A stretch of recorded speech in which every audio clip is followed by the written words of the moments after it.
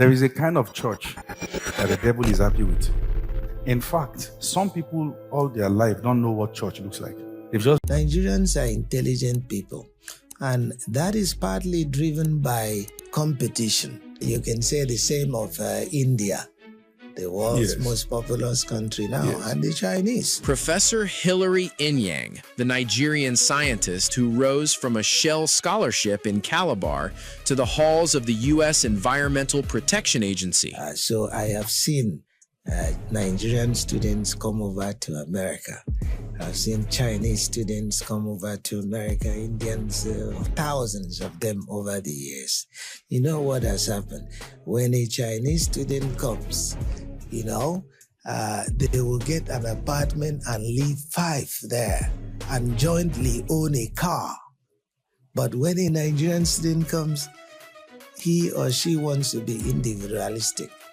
You will hardly have a roommate. So it's our culture. It's the culture. Group culture versus individualistic culture. Prof, there's something I'd like to quickly tap into. Now, apart from your vastness as a professor, the things you've seen all over the world, also it's the age factor and the depth of experience that you have in all these things you've been doing. There must have been times that you've seen people and look at the pattern, the things they are trying to do, the methods, and you know quite well in your heart they won't do well. Yes. You've had such experience with some Nigerians in America. Becoming one of the world's foremost environmental engineers, a UNESCO advisor, university president. It takes me 5 minutes to recognize who will do well and who won't. It takes you 5 minutes? 5 minutes. To know who will do well and who won't. For somebody to come and make his proposal and sit there. Usually I listen to them and observe them. The most successful people that I've had are not the most talented people who have come. Now, somebody comes, and there are others who came, some from Nigeria. Professor, I am here. We have to make money, and those kinds of things. Mindset. Yeah, when once you have that mindset, and you cannot explain why you want to succeed, in my mind, I'm thinking, if this person succeeds, I want this person to be a global leader that helps others do things and leave this world much better than they came to find. But if this person is talking much more of individualistic interest, his personal interest, nothing to give back to society, to expand opportunities for others, why should I waste resources of our institute on him or her? So you believe that the individualistic mindset of, let's just put it straight, we Nigerians can be a factor to the reason why we are not successful that much as a community.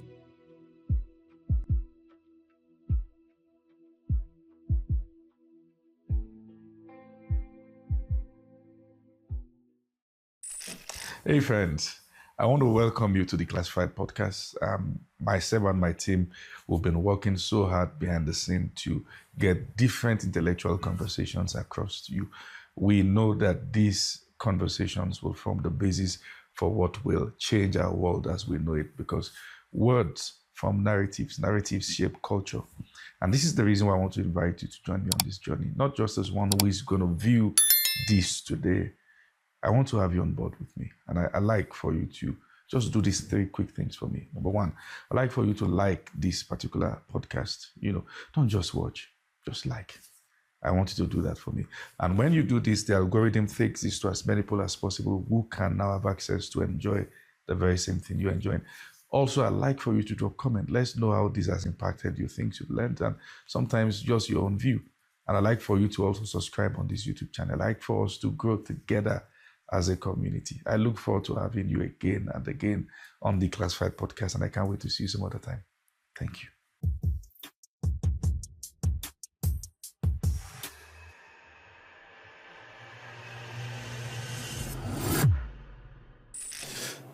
Prof, Thank you. You grew to the highest level an African American, the height they could ever attain in America. What do you think made that happen? What made that happen can be segmented into 3 or 4 factors. Yes. Number 1, I had good upbringing in Nigeria as a kid. And let me give much credit to that. My teachers, my parents built the foundation on which I now stand. My eventual translation to the United States was to go and get more opportunities to study and find my footing in academia and other things that I have done. I think at the personal level, talent is not the only thing. You must find opportunity and also have some level of mentorship and have some level of resilience on your mission. And I think those things at the very basic level are the things that have enabled me to capitalize on opportunities to this level. So you got mentors that were able to hold you by the hand? Yes, I can mention quite a lot of them. Unfortunately, at the time I came up in the United States in my field, which was at that time and still is to some extent engineering, I did not have very many people of my race ahead of me. I became the first distinguished professor of environmental engineering who was black in the United States. So I wish I had others above me that I could have learned from. So white folks, Chinese folks, people like Professor Haiyang Fang and others are those I looked up to. I could not look up to people of my race in those fields because there were none. I was one of the pioneer groups. So I have since that time adopted some sort of philosophy of the one who helps you doesn't need to be your race, to be of your race, but they just have to be good people. And you can find good people from across races. This is why I have adopted a very, very global, non-tribal, non-nationalistic You're quite a deculturalized man. There's no inch of culture in you. In a good sense, I mean, in the sense that you are vast. You've seen things across board.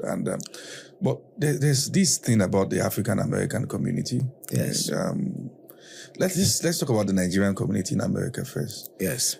Individually, we tend to be quite successful. Yes. In academics, in medicine, in research, and different fields, we tend to be doing quite well as individuals. Yes. But we are not as successful as a community as other communities in America, like the Indians, the Jewish communities. We seem to be nowhere close to the front. What do you think is responsible for that? In about two factors or so. You made a remark that I would like to address before I even take on this question. I cannot afford to be otherwise. I'm an expeditionist. Who are the people who cater for me in some of those expeditions? When I went to Siberia, I spent quite some time in Siberia as the leader of U.S. scientific expedition to the northern parts of the world. The people who helped me are the Eskimo-like people. I lived with them in the igloos. Some of them, it was the first time they saw a black person. So, I mean, Chinese villages, yes, because Siberia is a few miles from the North Pole. It's extremely cold. You have 6 months of winter and 6 months of daylight. Winter night. Winter night. Night. 6 months of night and 6 months of daylight. You understand? So, why should I emerge out of that environment and not adopt a global perspective on life? South America, the same thing. I've done expeditions in the Amazon forest, lived with those Indians, or in China, 500 villages expedition across deserts in China. So, when you have been the product of the service, the product of the faith, the mindedness of folks, you have to be very global in your own thinking. Yes. Now, you asked me about the individualism of Nigerians. Nigerians are intelligent people, and that is partly driven by competition. As you know, when you have to compete you will have some survivors of that competition, and they are going to be very good. You understand? You can say the same of India, the world's most populous country now, and the Chinese. So Nigeria is a place that is teeming with culture, units that were parts of empires of the past. So it is really expected that when they would converge into a country, that the best who come out of there and go overseas are going to do well against competition. But why don't they operate like the Chinese in America? I was a professor at the University of Massachusetts for a long time, and professor at the University of North Carolina, and many other universities. I started as a professor, an assistant professor at the University of Wisconsin in 1988.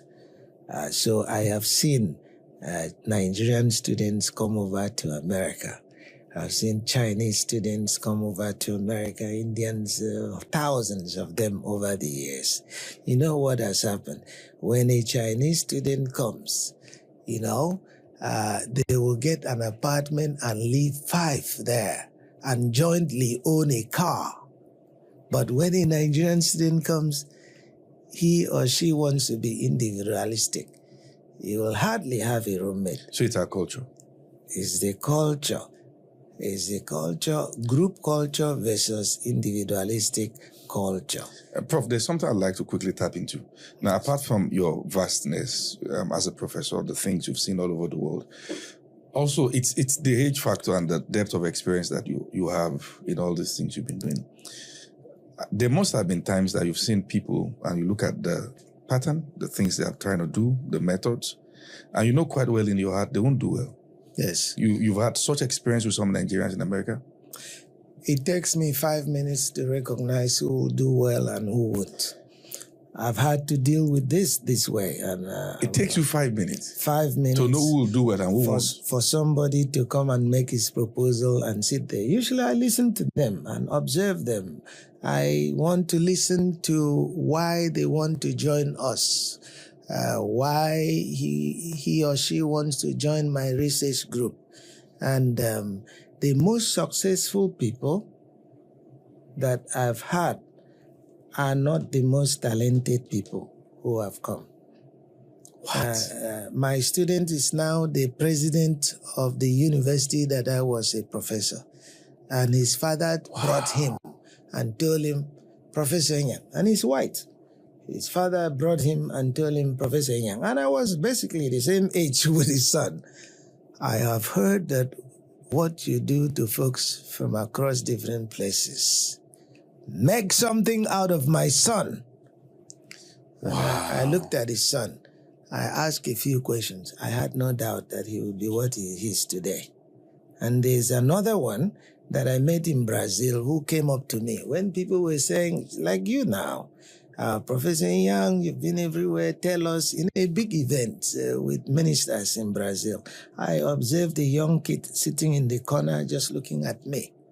And when he had the chance, he came up to me and said, Professor, I would like to have your life be like you. I said, well, you can even surpass me. And I am very serious about that. He told me, but there are some things that hold me back. I'm a second-year student at the University of Belo Horizonte. Belo Horizonte is a mining area of Brazil that I did many expeditions.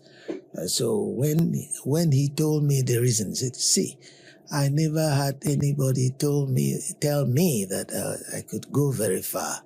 So in my first year and second year in college, I didn't do well. But now I'm finding out that it's very difficult to correct that because my GPA, even if I have A now, the A's will not make up for the F, D, and E that I had before. I looked into his eye and I saw success. You saw it? Because I found out later that this same boy was spending his Saturdays going to the downtown area where there are very poor people and joining them to serve food, to serve soup every Saturday. Wow. That somebody wants to change the world. That's why I took him to America, and he's now Dean of Engineering at University of California in the US. Wow. Yes. So it is possible to see that. Now, somebody comes, and there are others who came, some from Nigeria. Professor, I am here. We have to make money, and those kinds of things. When Mindset. Yeah. When once you have that mindset, and you cannot explain why you want to succeed, in my mind, I'm thinking, if this person succeeds, I want this person to be a global leader that helps others do things and leave this world much better than they came to find. But if this person is talking much more of individualistic interest, his personal interest, nothing to give back to society, to expand opportunities for others, why should I waste resources of our institute on him or her? So you believe that the individualistic mindset of, let's just put it straight, we Nigerians can be a factor to the reason why we are not successful that much as a community? Because individualistic lifestyle, although it is okay in a context, for example, an individualistic person, what kind of individualism is he or she engaged in? Is it individualism to succeed? In other words, you look at some of the Jews, they made a lot of money, and then eventually they gave the money away. They are the ones who built Harvard University, MIT, many of these other institutions. So initial individualism is not necessarily bad, but to what purpose will it be put later on in life? So somebody can make a perfectly logical argument. Yes. I have to accumulate before I distribute. Yes. Right? You feel that's a good argument? That's a very good argument. The end justifies the means. I'm doing this. I want to make money. I cannot, with the emolument I have as my investment, take that investment and distribute it to every poor person when I have not reached economy of scale yet to take that and then help even the larger society. You understand? Yes. When, are you Christian? Oh, I am. Okay. Jesus did not go picking poor people as disciples, right? You believe that? He didn't, historically. Historically? Yeah. Jesus picked who? Carpenters and fishermen. There were many in Galilee sitting around, poor people and all that. He picked those who were busy. He picked those who had purpose in life, who were in the professions, making money, accumulating. But to later do what? To later become fishers of men. In other words, they build their capacities and then use their capacities to serve society. You know, most of them became apostles after Jesus was executed, right? Prof, how religious are you? Are you deeply religious? I believe in God, but not in the same way that most people do. Do you think that with the same concept you've explained now, in fact that Jesus didn't go about picking those who were purposeless, do you think maybe just anybody coming into what we now call ministry in Africa has also contributed to the decadence of the continent, in the sense that they are not able to enhance the people, transform them, because, I mean, the work of ministry now looks like a way of escape. Do you share that opinion? I share that opinion very deeply. Let's look at the life of Jesus Christ. Jesus Christ was a Jewish, a Jewish rebel, and I don't say that in a demeaning way. Yes. That's what he was. He came to change the world. Yes. And he couldn't come to comply with existing Jewish laws. Yes, he couldn't. Right. He came to Judea. But what was his persona? His persona was somebody with long hair. We know he wasn't white, although white people would like to paint him white brown now, but he wasn't. He was brown. Because coming from that part of the world, he had to look the way he did. And he wore sandals, right? He wore sandals and he wore a farmer's dress, and which they still wear today in Ethiopia. An Ethiopian farmer is an exact embodiment by looks. The way you feel the Ethiopian Jews are real Jews? They are real Jews. We can come back to that. Okay. But let me say that Jesus Christ with sandals and a belt and a headsman's staff, that was his dress style. Can you compare that to those with golden domes, as their churches now have 5 planes, right? For some sort of religious man. What kind of religion is that? Who are they copying? And then they build universities and then collect money every Sunday, but the congregation can send no child to that university because the fees are too high. So you feel there's a kind of injustice? An injustice because most of the people who are now leading religious people, not just in Christianity, do not copy the Savior who came. And they are now Christians. So many things. Now you ask me a question, am I Christian? I believe in God. And let me say this. I've not said this on television before. Wow. I want to ask some Christian. Since this world started, there have been billions and billions of humans. Right? Yes. Right? Jesus Christ came 2,100 years ago. Yes.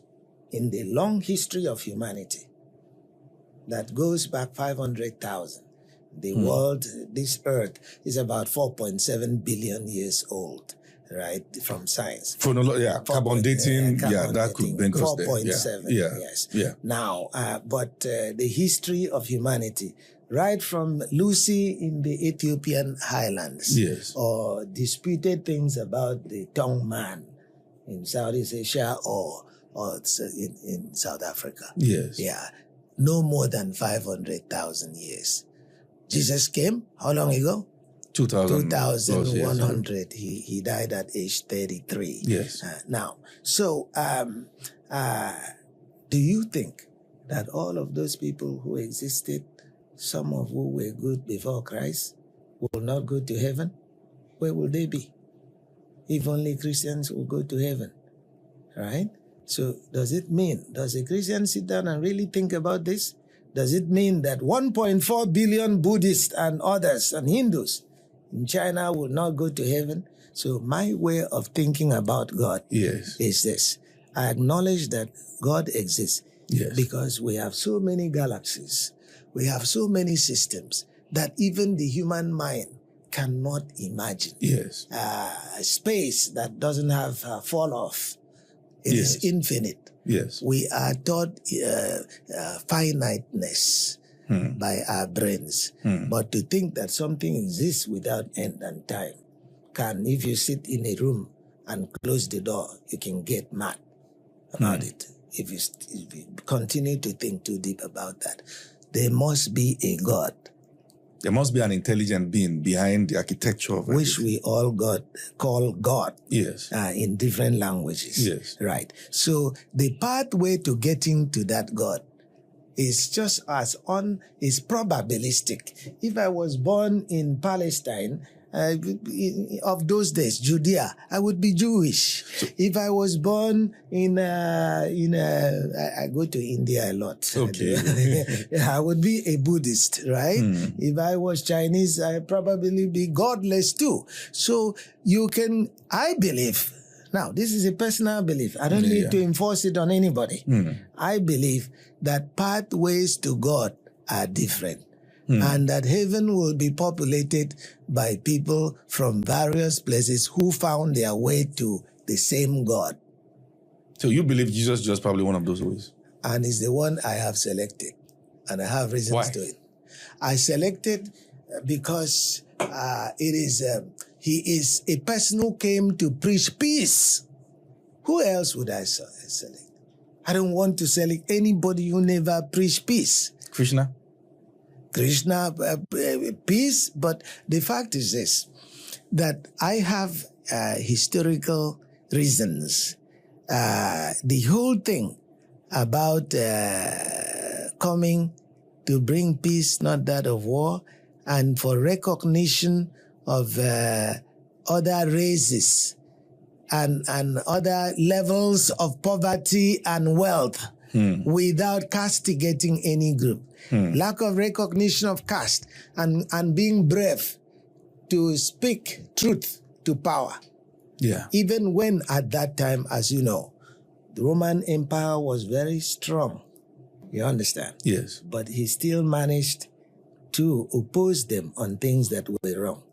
And when Pontius Pilate, sent as governor of Judea, even saw that this man did nothing but to preach the truth.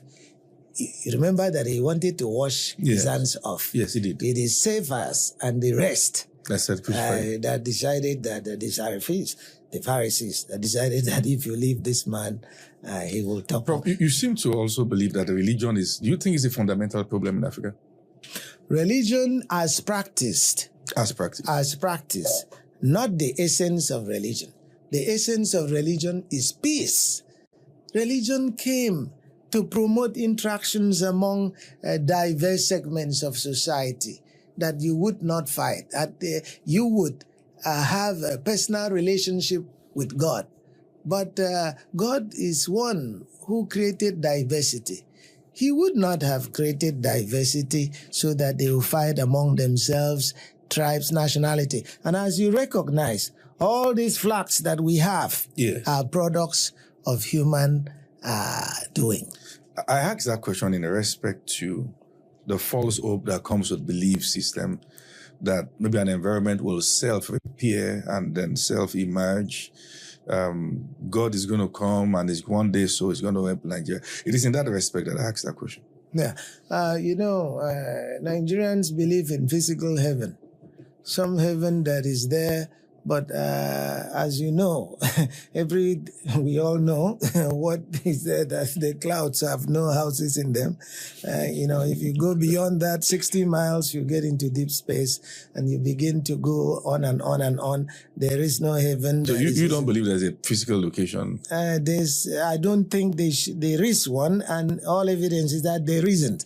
But I do believe in heaven that is in a different dimension among us. Like when you die, your spirit goes away, you lose... Maybe as to the location also, they say that in respect to dimensions and not in respect to space and time, but in respect to an object that exists in a different sphere of itself. Then you are coming very close to my belief that we have our dimensions, right? Which is dimensions, the physical. You are interacting with me, you see me now. Yes. But what tells you we are now experimenting in science into fourth and fifth dimensions that are invisible. Yes. So why should heaven be up there somewhere? It's around us. I think but that's a different dimension. Around us? Around us. There is no reason it should not be around us in a different dimension. All other dimensions are around us.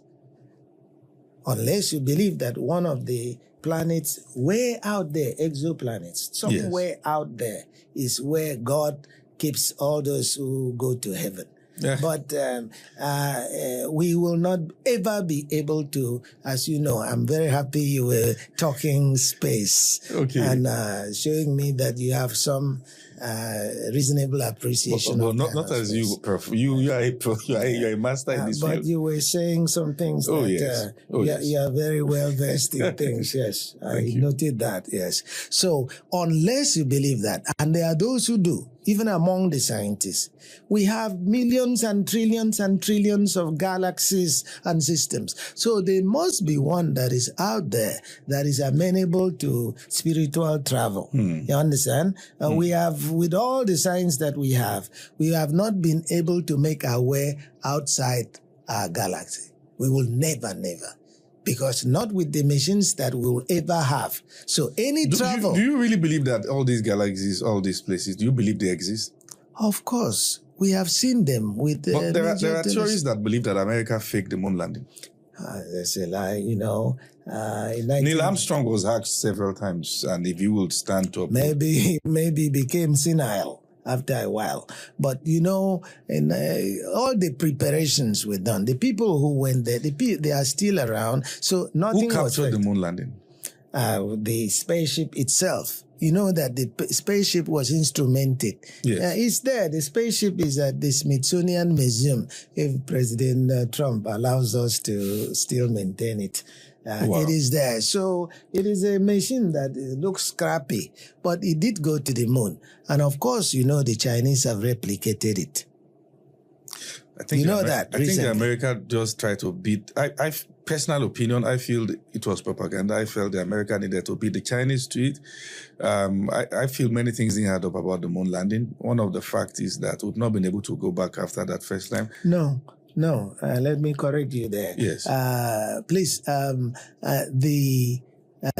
can tell you with personal knowledge. Yes. Of things. Yes. Of course, I have been deep in U.S. science since 1988. Even the war. I used to be the chief technical judge of the U.S. Nuclear Regulatory Commission for 4 years. Mm-hmm. So I know a lot about U.S. science and that is private to U.S. Okay, so yes, I can tell you with 99% confidence that the U.S. did go to the moon. Now, you have now alluded to the fact that we've not gone back there. There has been no need to go back there. It is only now that the Chinese are trying to build colonies there that we are going to return for sure within the next 3 Why do you 4 always years. try to beat the Chinese? The Chinese, as friendly as they are with me, they are our greatest geopolitical threat. I wouldn't like to say that they have to be, and it is of their own doing, because as I said much earlier, I prefer global peace and of engagement of the Chinese. I was just in China last month. I was there. I was given an award by Chinese folks. But, I'll tell you why the Chinese the folks that we have to take seriously. I don't say confront, please. I'm not saying confront the Chinese. And just as we have to take them more seriously. One, their level of discipline is legendary. It is. I told you that I've done expeditions to about 500 Chinese villages. And I was the first black professor in all of China when I became professor at Nanjing University in 1996. Yes, in Jiangsu province. So I had the opportunity to go around China, and I found the level of discipline they had in the villages. We don't have that in the United States, and will never have. We have some advantages in the United States in other sectors of life, but definitely not in a enterprising spirit. The U.S. is made of people that are very intelligent and very, very, I would say that we are enterprising too, but we are enterprising in a different system. It is like the Chinese all live for production. Yes, like the factory of the world. Yes. So it is difficult. Basically, everything in our shops in America, at least 80% of items in our shops in America, made in China. Now, so we can look at that in a positive way and a negative way. Positive way in the sense that if the Chinese did not flood America with low-cost goods, the average American in the lower middle class would suffer. You understand? Because most items would not be affordable. So the advent of the Chinese in manufacturing things and filling our Kmart's, Walmart's, all this has made life affordable. for most people in the lower middle class in America. But what it has also taught is to take an entire class of professions off the American table, off the American system. This is why this policy of repatriating Mexicans and all that who were working in our farms is problematic, because we don't have people picking. Well, it is altering the system already. Huh? It is altering the system already. It is making it very difficult, and most Americans don't like it. Those who own the farms, we don't have workers working there. Do you think there are human rights abuses with all these things going on? Twofold. Number one, no country can be blamed for sending off illegal immigrants. Illegal immigrants. Remember that even Nigeria did that to Ghana many years ago. The Ghanaians will not like what you say. The Nigerians send the Ghanaians away. Call it Ghana must go. Ghana must go, right? So Nigeria did it too. Yes. No country wants citizens of other countries to come in. Flooding your system. Not flooding. If you flood legally, that's fine. White people came from Europe to America, but most of them legally at the time. That was the policy of the U.S. At the time? At the time. You had to have a pass to enter the ship now in Glasgow or any of those places to come to America. Maybe I just don't feel they took the land legally. That's 400 years earlier from the Indians. You mean. Okay. That was illegal at the time, and the world was like that then. You understand? Now with modern countries, with flags and all that, you just can't go to Cameroon and go there illegally and overstay your visa. So this is where one has to be very careful with critique of Trump. If Trump is sending away illegal immigrants who have overstayed, that is something else. Every country has that right. Yes. But if Trump is now coming to get their children who were born in America and repatriating them, that is wrong. Because our U.S. law says anybody who is born in America is an American. But that's about to change now in his administration. He cannot. He cannot. It cannot change. Too many people are ascribing powers to Trump that he doesn't have. Remember, the United States has a constitution. Yes. And you have seen a lot of taking back of Trump policies by the Supreme Court and by judges in the states and in the different states. So Trump is powerful as an American president, but his power is not infinite. It's not. Prof, you still maintain your deep Nigerian root? Yes, I do. Despite all the accomplishments you have all over the world? Yes. If you are given a position in Nigeria now, you are an appointment in your field, something that can really help the nation. You've experienced other things. You know what to do. Will you consider it? It will be very difficult. I tell you why. Because number one, it's not really necessary. You have alluded to my being involved in Nigeria as a country of my origin. Yes. I have no apologies to make for that, because there are Indian Americans who are active in India. There are Jewish Americans, and you know that Jewish Americans are the most involved in Israel. Yes. And all that. And they lobby the U.S. Congress to support Israel and all this. So I don't feel, I don't feel shy of contributing to Nigeria. I've had the opportunity to contribute to Nigeria, and I have. I'm one of those who established the Federal Ministry of Environment. Yes, from what it used to be, FEPA in Lagos. I was the principal character who did that. Wow. The current Nigerian federal, the roadmap, the Nigerian National Roadmap for Science, Technology, and Innovation, 2027 to 2030. That was approved by Buhari and the Nigerian cabinet. I am the primary author. I'm the primary author of Nigeria's Federal Manual for Oil Spill Management and many other Nigerian scientific manuals that they use in Nigeria. I have come here before and served as Vice Chancellor, first Vice Chancellor of the African University of Science and Technology here in Abuja. And I'm currently the chairman of all those who have won national award for science and tech Amazing. in NNOM. Do you feel Nigeria is corrupt? So, to end that previous remark, since I have already had opportunity to serve Nigeria and will continue to lead intellectual efforts to do that, I don't need to be a minister. I don't need to be any of those things. I'm comfortable. You feel you don't need to, or you don't want to? I don't want to. I don't need to, because I've operated at such levels. I was the chairman of the Africa Science Plans, the entire continent. That includes Nigeria for 2 years. Do you feel Nigeria is corrupt?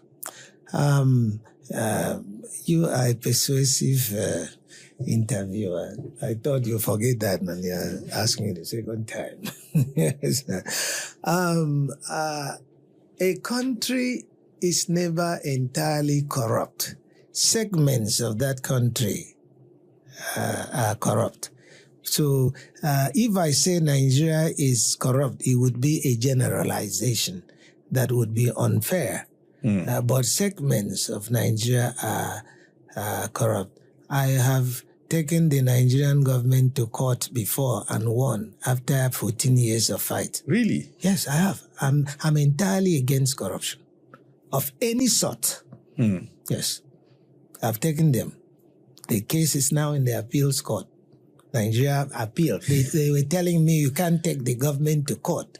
I took them to court here in the Federal High Court, Abuja. And you won? And I won in 2017. They have taken the case to the appeal court. They are there, and they are going to lose there too.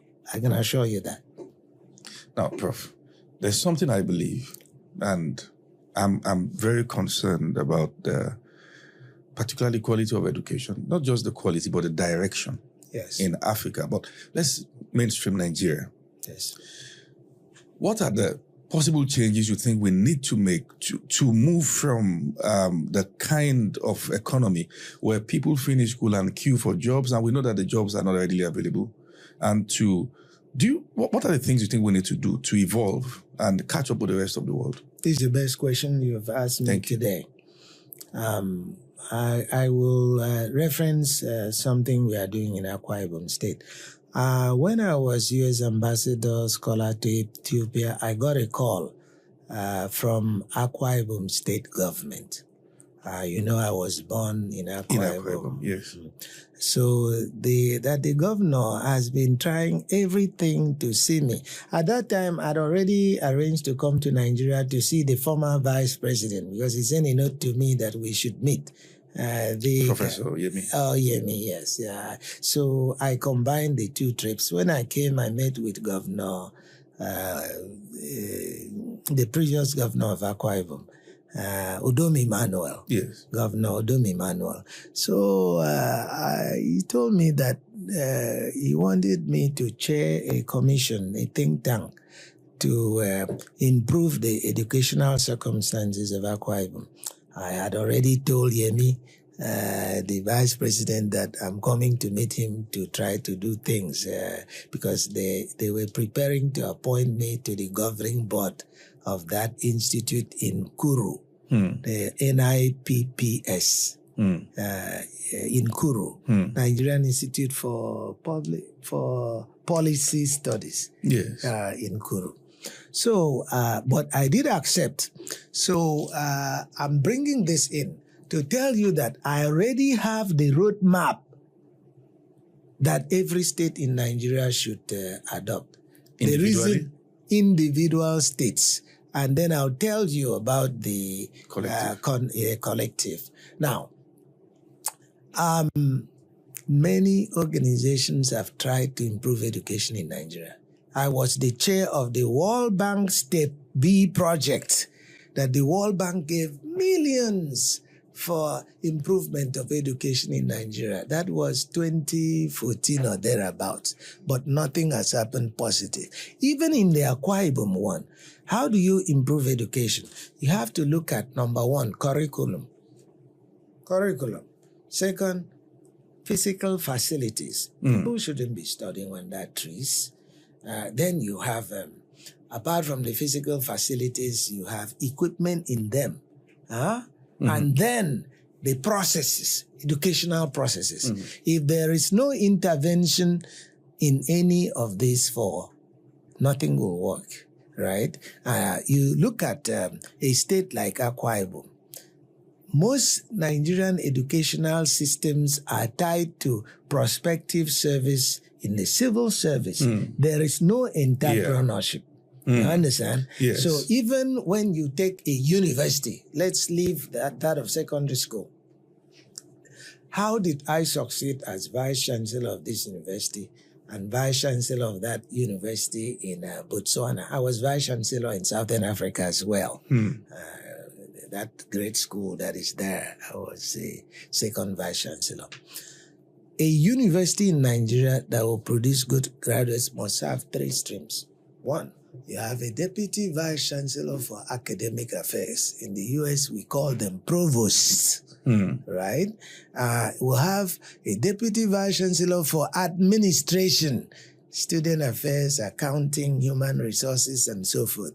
And then third, a deputy vice chancellor for accounting. Okay. Accounting. And then finally, the one that Nigeria refuses to have, Deputy Vice Chancellor for Strategic Business Units. If a university is not driven by sustainability principles, it will never work. Most universities in Nigeria now that have populations of 60,000 were actually designed for populations of 10,000. So how is that university going to sustain itself just by allocations? If you take allocation per head of student and compare that to allocation per head of student in South Africa, it pales. Or in Egypt, or in Senegal, or in Kenya for that matter, we say. So what I'm saying is that most of the vice chancellors, unfortunately, I'm going to say it here, are lazy. Because vice chancellorship in Nigeria has become something that you appoint somebody from that state. Right? You're correct. Sometimes rotational. Yes. If the people of Botswana thought this way, am I from Botswana to have been a vice chancellor there? I'm not from Botswana by any means. You understand? So you select the best vice chancellors and the best deputy vice chancellors, not by their state and local government of origin. That's number one. Number two, those universities that are sponsored by government will never have the resources to develop into proper universities. So they must engage in entrepreneurship, own businesses. The reason you had the American University of Yola, I went to speak there as keynote speaker with invitation by Atiku some years ago. The reason they are doing well is that they have an entity, business entity supporting it. I don't know what they are doing now, but they had Faro Waters producing money to support that university. Afe Babalola, is that not the same thing he's doing? Right. There are universities that are actually doing that. OAU has ozonized water, has their bread factory, has quite some other stuffs. Yes. Maybe not as pronounced as the way they should be doing it. Yes. Let me come in there. Yes. When they have a class in mathematics or a class in economics, how many students in that room will be sitting down and how many will be outside? Quite listening? a number outside. Okay, you see. So even though they are doing that, there are many elements they need to clean up. You can't compare class conditions there. Yes, you're correct. This is my country number 77 operating. I lived in 11. And mostly tied to academe and all these things. Do you feel schools are over admitting? Schools are over admitting. And let me say something that would be considered controversial. Every country has to have special universities for the specially talented. How do you Some mean? of them. How do you mean? You cannot have all universities be the same and stay at the mediocre level. Separate some schools and let them be Harvard, MIT, and all that. Let me reveal something to you that you may not have known. I was selected in this country as a special kid and sent to America by the government of Nigeria.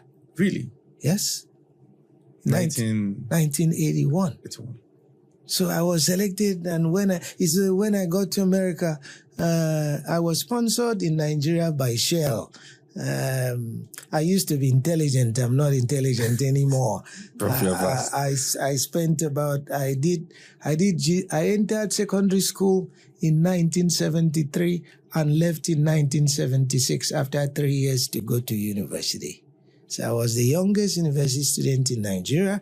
So when President Shagari came to visit Unical, I attended Unical. Shell gave me a scholarship to go there. And so when I finished, I was sent to America. I landed at the federal government scholarship. But when I got to America, the U.S. government took over my education. So I never really used the Nigerian scholarship. And so that's one of the reasons I must also serve Nigeria. I'm the product of the contribution of many entities. Would you have been able to go to America by yourself if Nigeria didn't send you there?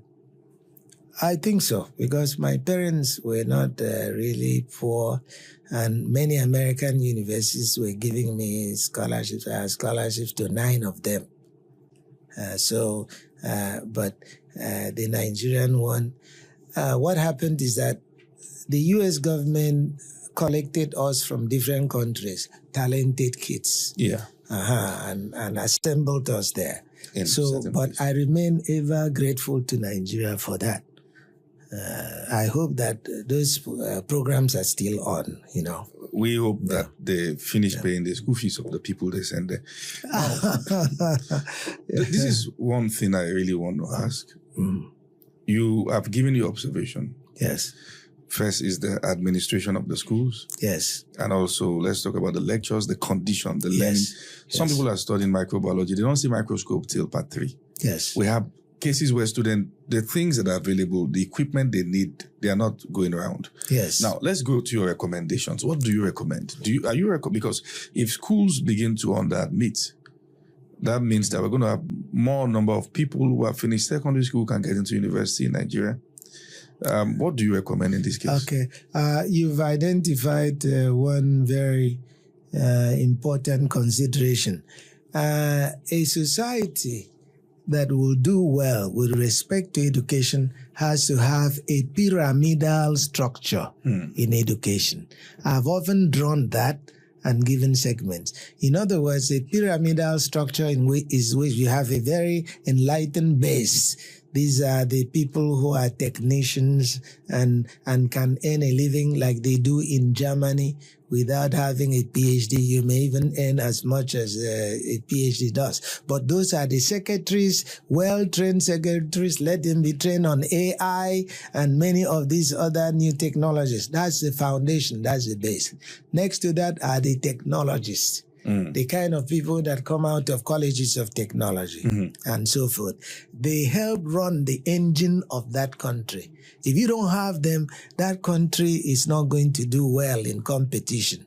They are the ones who will work in the factories, cement factory, know how to make lath in Aba, know how to operate tanning factories in Kano, and all of these things. Say, next to that are the people who are the bachelor's and master's degree. And at the very top, you will have the PhDs, postdocs, and all that. A pyramidal structure. In other words, it doesn't necessarily mean that you have to abandon the base.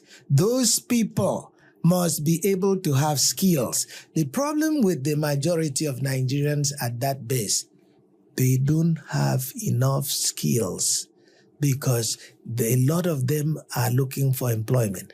Now, tell me, I gave a lecture at the raw materials research, the first inaugural lecture they have, I think that was 6 months or so ago. Most of the Nigerian building contractors, do you know where they come from? India, China? No. Benin Republic. Benin Republic. Benin Republic.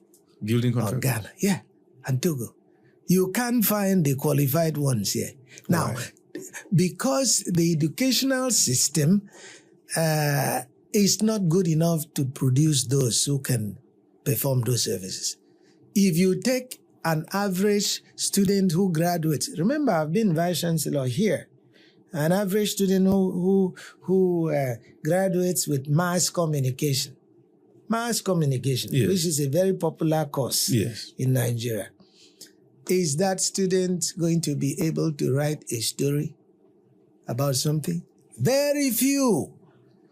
Second, that student may not even be able to operate a computer properly to download stories. That student may not even know the key textbooks in that field. Ask them. I've interviewed a lot of them. Ask them, who is the author of the best textbooks in your field, mass communication? No idea. So the level of engagement of that person in his or her profession is too low. And it's almost like those graduates need to be retrained afterwards on entrepreneurship, on all these other things. You can't compare that student to a Chinese student. I'm very sorry, because I teach in China, I've taught here, I've taught in America, I've taught in Brazil, and many other places. So this is the problem, that the Nigerian educational system has to be rejected. There are some people who don't need to be Einsteins of this world, who are very good in doing things with their hands. They are craftsmen. There are people who are good in weaving. There are people who are good in tailoring. But with them, their talents may lay latent, will never be capitalized on, because they need another thing, capital. Capital. If I were emperor of this country, I will take all of those people, send them to retraining for 3 months, 6 months, and then use money that we are borrowing, all this money being borrowed from other countries, from the World Bank, from here and there, and put in the bank to support enterprise. They'll first come and get maybe 2 million naira to try that business. If they succeed, then they are graduated upwards. They can get 5 million and so forth. We have the same in America. We call that small business innovative support programs, both in research and in enterprise. Remember, talent is not the issue. Everybody has talent of some form, but discovery of that talent is the issue, and nurturing of that talent to find opportunities to thrive is even more important. Now, Prof, from what you've explained, the pyramidal Structure, yes. Structure. Yes. Now, we are going to have a case whereby some people who are not able to get into universities Yes. can attempt the technical colleges, Yes. can attempt the polytechnics, Yes. which by design, Yes. those schools were originally designed to get done the things you have mentioned. Yes. We can tell they are not doing that. They are not doing that, and they have examples where they can learn from. That's the German system. I would have expected, if anybody wants to change this country, they might say things like, oh, Germany is socioeconomically different from Nigeria. Not much. We have borrowed things from everywhere else. I'm wearing a suit. This is not a Mandingo dress style. We borrow things from other countries, but so that's what happens, and that's what the world should be. So Germany is a place where that works out very well. Japan can be argued to be too different from our culture. They have that Bushido culture of the past, so they are very directed and all that. But yes, I see that you are very interested in education. So what needs to happen to Nigerian education is entrepreneurship in the universities and technical colleges, every primary and secondary school should own a farm or a carpentry shop. I've already written that up. That's what I wrote up and gave to Governor Udom of Akwa Ibom State. I have a book this thick on those initiatives. You understand? So if a primary school, for example, would have a farm, and a lot of them are in rural areas, they could have a farm, and the students after school work there and generate income for that primary school, you see what could happen to that school?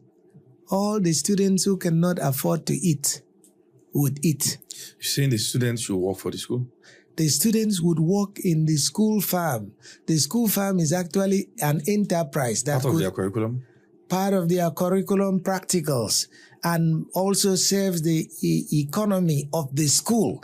In the sense, I've worked this up, a lot of economic things in it, and Parents Teachers Association will get involved. So those students who cannot eat 3 square meals a day would eat from there. Prof, I think it still likely boils down to the quality of individuals that we have as a people, because we've seen cases where that practice, but the school teachers and the headmasters and headmistresses eat the food and it still doesn't do what enforce discipline.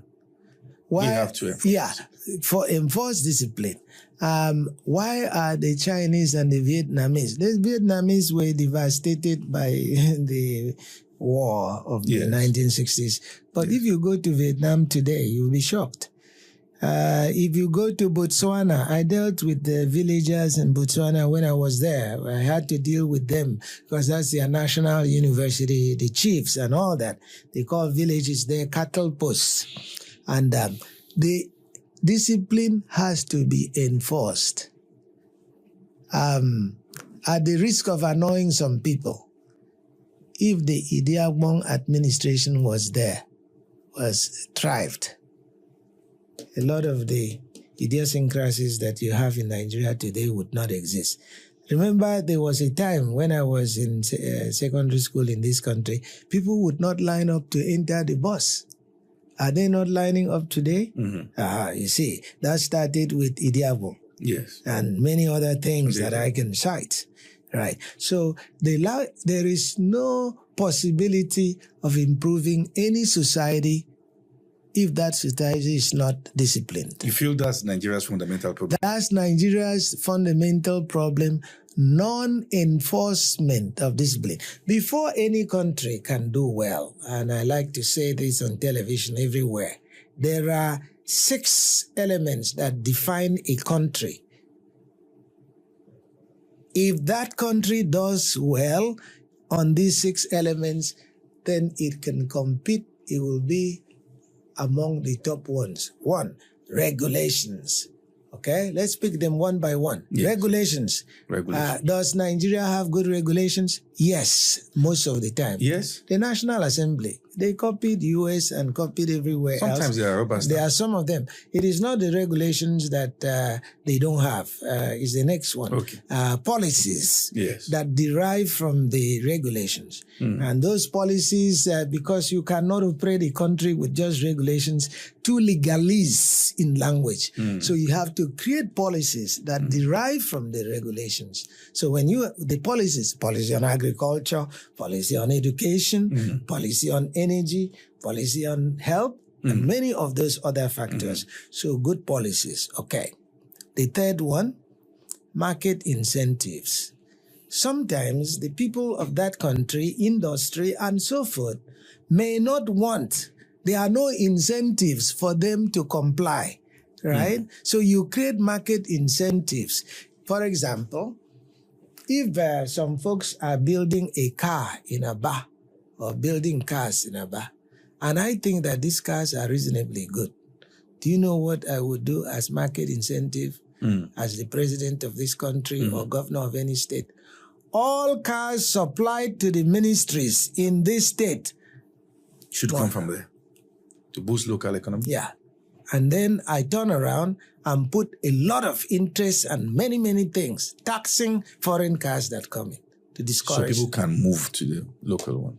So the government must be the first buyer of what is produced in the country. But here, they wouldn't do that. You don't do because those legislators would like to drive a Mercedes-Benz Maybach. Yes. Maybach and all that. Pomposity, no humility. Okay, so market incentives. I'm just giving you that as an example, isn't it? There are many others I can give you. Okay? Now, so the third one is education, research, and monitoring. Because that's how you are going to generate data. If you want to build a road from Lagos to Akwa Ibom, who did the environmental impact analysis? Who did all that? Isn't it that there's got to be research, monitoring, and all that? If you don't have systems here, why should we go and bring Germans to do it as Julius Berger or any of this? So a country must be able to generate data through research, monitoring, and so forth. Why? Because planning must be based on facts. Okay? If you do not know that there are 7 million people in Akwa Ibom State, how are you going to design the schools? Because you are going to use a percentage of how many children they are likely to have to size the schools and know the number of schools and project how many teachers are needed in 10 years.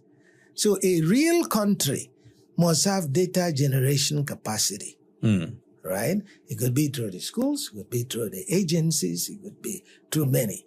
In those agencies, when do people go to work? Do they go to work at 10 and leave at 1 p.m. and go and have siesta and all that without being serious about generating the data they need? You know that there are, this decadence exists in those agencies in Nigeria. Decadence, who is the head? I'll dismiss everybody that is head. That's it. I have dismissed many deputy vice chancellors before. I'm no nonsense when it comes to those things eventually. But let me say that I have enumerated 4 so far, right? Enforcement. That's what you are just talking about. Yes. Enforcement. What is the need? Having regulations and policies that you don't enforce. Yeah. Somebody is going to go spill oil for more than 50 years. There's been gas flaring. Senators come to America and meet with me. Senate Committee on Environment and Gas Flaring. They spend 2 weeks with me. We design everything. They come back. They don't want to enforce because they are taking bribes. Right? I'm not suggesting this. I'm aware of this. Right? So, enforcement capacity. Then the next one is international liaison, because matters of trade, matters of agreements, matters of peace, freedom of movement, diplomacy requires international collaboration. So countries that, for example, I'll give you an example. Okay, we know that Lagos has bad air pollution, too bad. Quite bad. Okay, now, Cotonou, is there. And Cotonou is just on the other side of Lagos, isn't it? So if Cotonou wants to clean up its air and spends its national budget cleaning up air, deciding on siting of industries, what do you think is going to happen if they spend that money and clean up Cotonou and Lagos is still like that? Every pollutant will move from Lagos. So sometimes it is necessary to have international agreements across countries. Yeah. So these 6 things are what define, this is how Nigeria will progress if it wants to. You know, from the things you've been saying, I can see that you have so much passion for Nigeria. I have to. I was born here and I was nurtured here and sent abroad. So I have to contribute. I am the product of so many places. And so now, back to the pyramid structure. Yes. This is a direct question. Yes. If you have a factory where you need engineers, here's someone coming to apply for a role as a master's degree holder, a mechanical engineer in some sort. Yes. And there's someone who went to one of the technical schools. Yes. He may not have a master's, but they learned the rudiment. Yes. Which of them would you consider employing?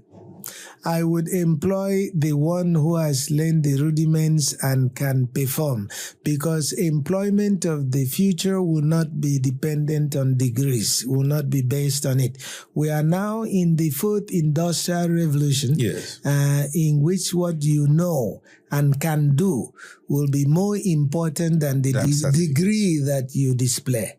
It has already started. So when you have a graduate that comes out of youth corps and does not arm himself or herself with skills, that's very detrimental to that graduate. And I can tell you that the only place you can get away with degrees without excessive scrutiny, other than annual reports and number of papers you write in academia. When it gets to the industrial sector, they will take a look at what have been your products, what are the patents, what product have you helped this company to develop, evaluate, and market. So this is why some countries are getting ahead of Nigeria. I'll name them: Morocco, Egypt. What's that small country in East Africa? Rwanda. Oh, definitely. Kenya. Mauritius, South Africa. Senegal is a country that is much more in the intellectual sector, more than the production sector. They are intellectual because they've carried the candle for African intellectual renaissance, right from their first president, Leopold Sédar Senghor. Who was actually a cabinet member in France as well. So Senegal, yes, it will proceed, but it's not at the level of those other five. I've been very impressed by Kenya. Do you really think there can't be a revolutionary leader in Nigeria that can transform this nation from what it is? We look at the likes of the man who transformed Singapore, Lee Kuan Yew. And how at some point he was considered like a dictator. A dictator. Yeah. Even Kwame Nkrumah in Ghana was considered a dictator at some point. Till now, some Ghanaians hold that review about that view of him. Yes. Do you think there is one that can move Nigeria? Because we can see clearly that it's not just the government, it's also the people, the structure, the discipline, and many things. Do you think there can't be a leader that can bring this kind of transformation that Nigeria needs that will not be considered a dictator? I will be very honest with you on this, because perhaps I'm not expected to respond like I'm going to respond now, and I'm going to use examples. If China had not been communist, and I'm not a supporter of communism. Let me be very clear about that. Otherwise, I would have gone to China at that time. I would not have gone to America. But Chinese strength today is a derivative of the communist system that enforced discipline and made sure that the ethics in society stay strong. There is no way of bringing a country of more than 1 billion people to what it is today without having a very systematic set of rules that make people comply with certain norms and behavior of society in terms of corruption. Don't you think what would have happened if China had the scale of corruption that Nigeria has today? You wouldn't even have had a China. There would have been breakaway republics fighting themselves and all that. It happened in India too. So India, by necessity, had to have one-child policy. So would that be possible in Nigeria? Wouldn't there be religious overtones if the country wanted to deal with the bludgeoning population of people who have no skills, who have none of those things? You cannot sustainably develop a country without 4 factors. Sustainable development has 4 pillars. Economic development, without which jobs would be scarce and the country cannot be stable. So economic development is the first pillar of sustainable development. The next one, population management. Population growth can eat up any improvement within the country if it is not checked. So because you say Nigeria is a giant of Africa, but that's giant in gross terms, not in per capita terms. Yes. Yeah. So income per capita is more important than the gross amount. Yeah. You see what I'm saying? So population management. I'm not saying population management saying that you should take people here and go put there and do all that.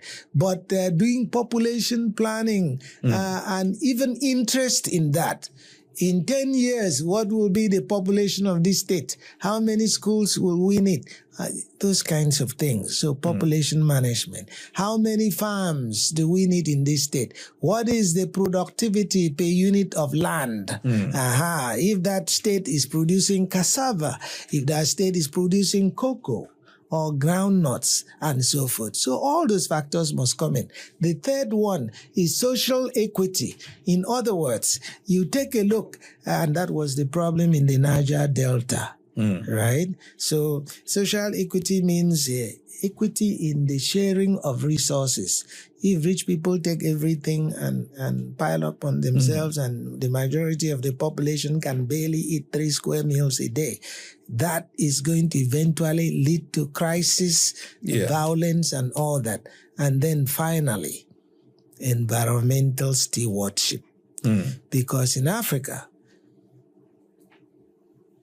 livelihood is tied to environmental stewardship. Yeah. If you ignore that, if you let all the mangrove swarms in the Niger Delta have oil spillages, yes, where will the fishermen harvest their fish? And if you let all desertification destroy the middle belt and the northern fringes of the Sahel in Nigeria, where will be the cattle grazing places? So Nigeria has huge challenges, and you ask a very important question. I think the question was, do you think the system is sustainable? So the system in Nigeria has taken capitalism as the economic system, not communism. But capitalism requires vigilance that Nigeria does not have. So all because capitalism allows some level of personal freedom, much more than the communist strong system. Even the Turkey you see that has moved today to more liberalism. It wasn't like that before. Remember, Atatürk was there. Okay. And so it seems to me, and this is my true belief, that countries like in Nigeria need iron hands initially to enforce discipline before it can slowly liberalize.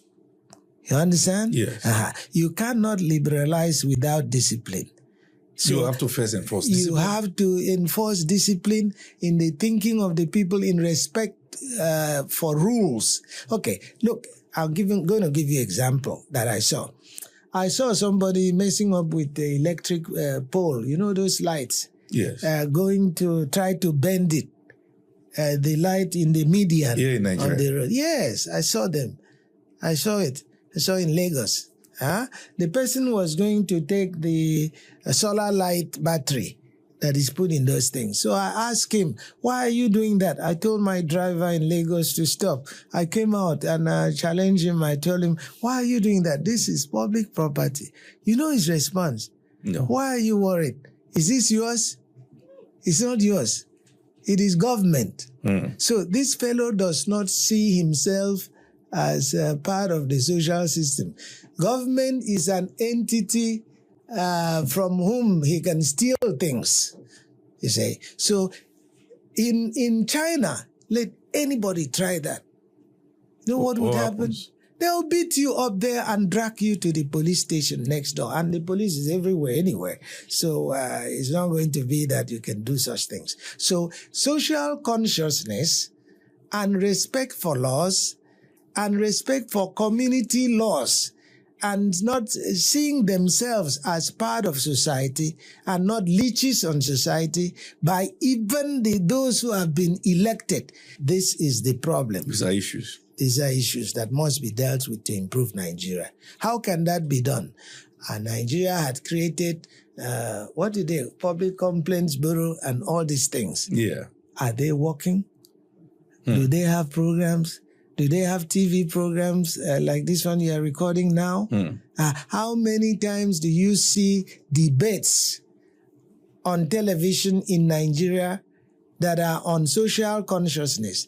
All those debates are about political office holding. They are not about social consciousness and the construct that is Nigeria. It's about who will be governor. Oh, yes. Who is fighting El Rufai in Kaduna. Do you think that the system is deliberately keeping people ignorant? Because people are controllable and beatable like that. You know, the thing that really bothers me about, you are forcing me to talk more about Nigeria, and I cannot help but respond. You know, the fruit sellers revolution in North Africa, it's not possible in present day Nigeria. The fruit sellers revolution, you remember it? With those who sell fruits in Libya and Tunisia and all that. They revolted. Started the Arab Revolution. All right. You are also aware that in Tanzania, just 2 months ago, the youth revolted. A big thing. Yes. You know of Bangladesh. Yes. You know of many other places. Do you think that is possible in Nigeria? No, for 2 reasons. Okay? Number 1, Nigeria is given to psychophancy. When a society fails, it's usually not that you have the barons spoiling things. The followers too. Nigeria's problem is a problem of the leaders and the followership combined, right? So why is it so easy to buy somebody's opinion with a bag of salt? Are Nigerians the poorest with a people? cup, with a plate of rice. With a plate of rice and many, many other things like that. Now, you can't do that in some countries. They tried that in Tanzania, Uganda, and everywhere else. The people rejected it. You understand? So is it because they are not poor? They are poor. They are poorer than Nigerians. Why do they reject it?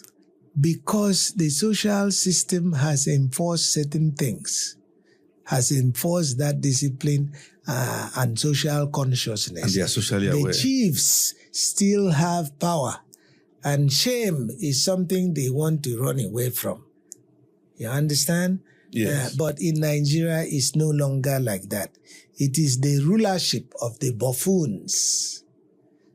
And I have to tell you that this is my thinking. So take a look at the local government areas.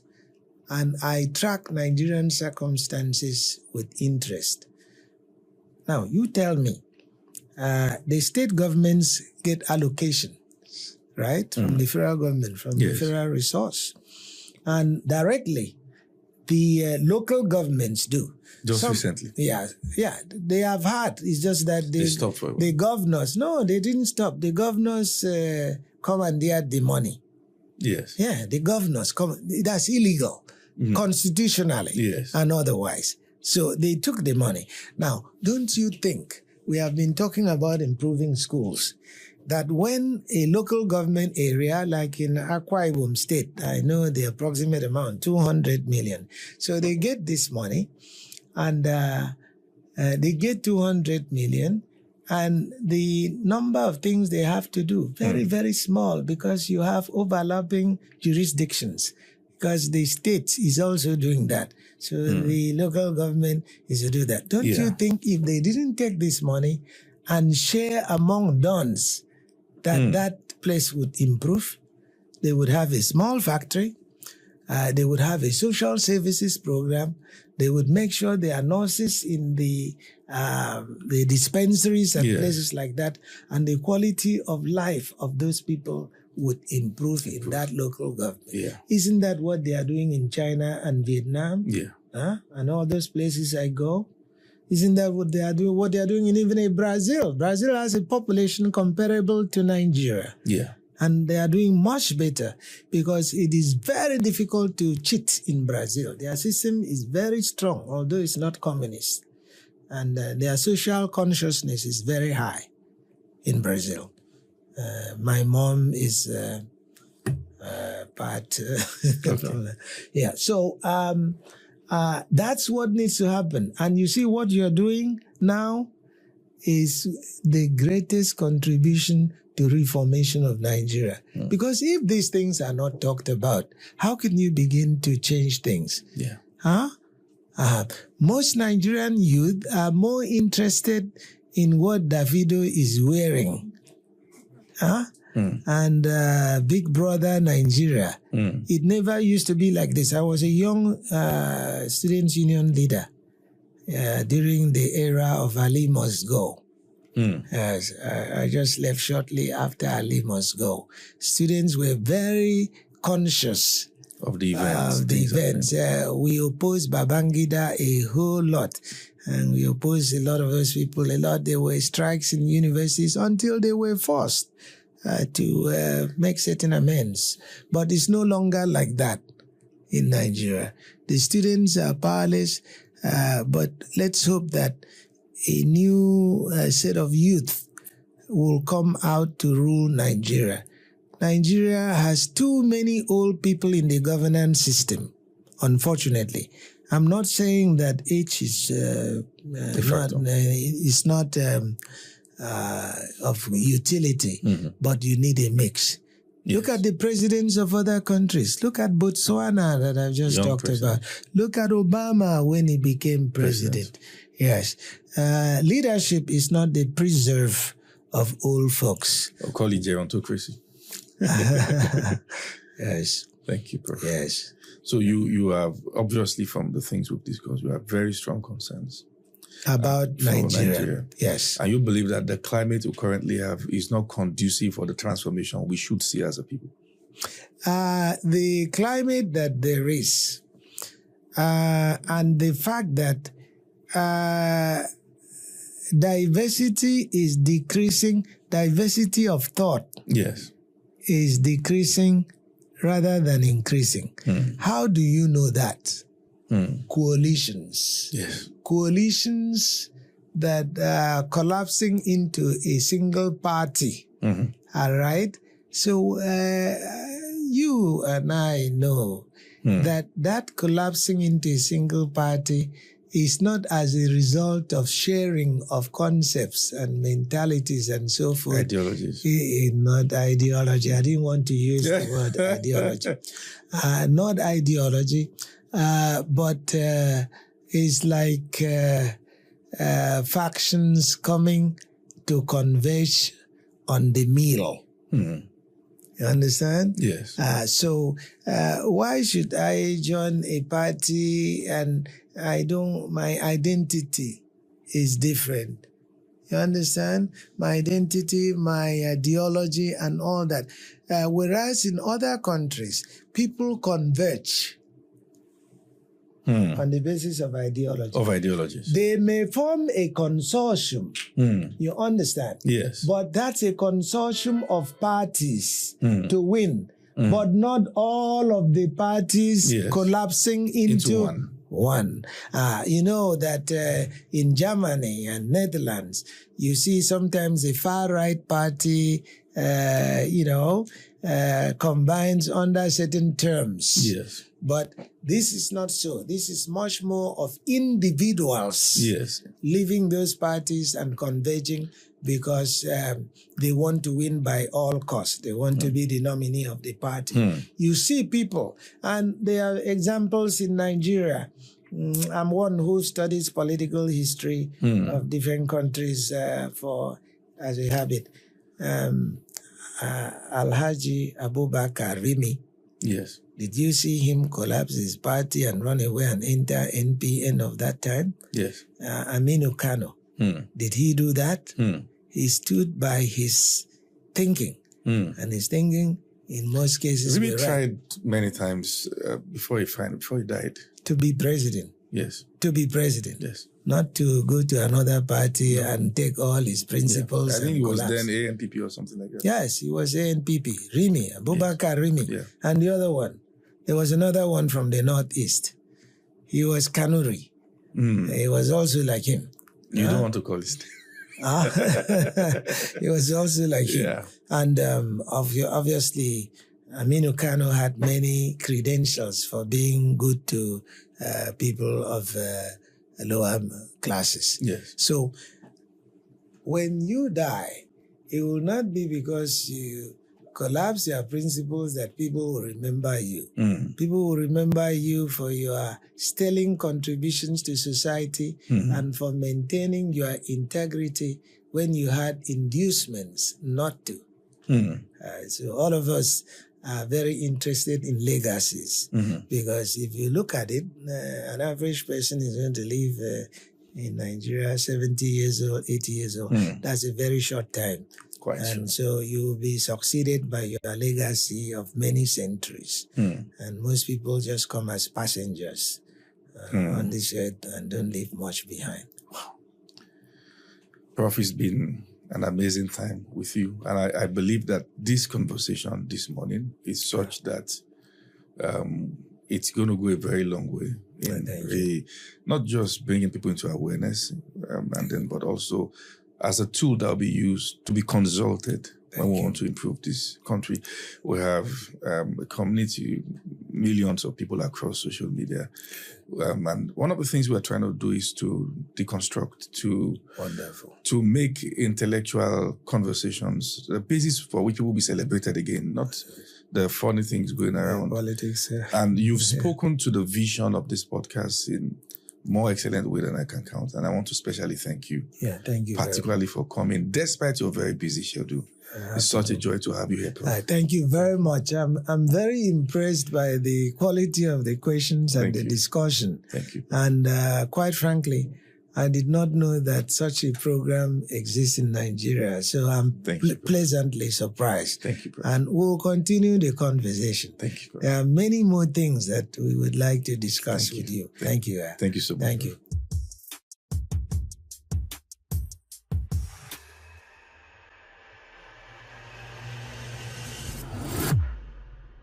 There is a kind of church that the devil is happy with. In fact, some people all their life don't know what church looks like. They've just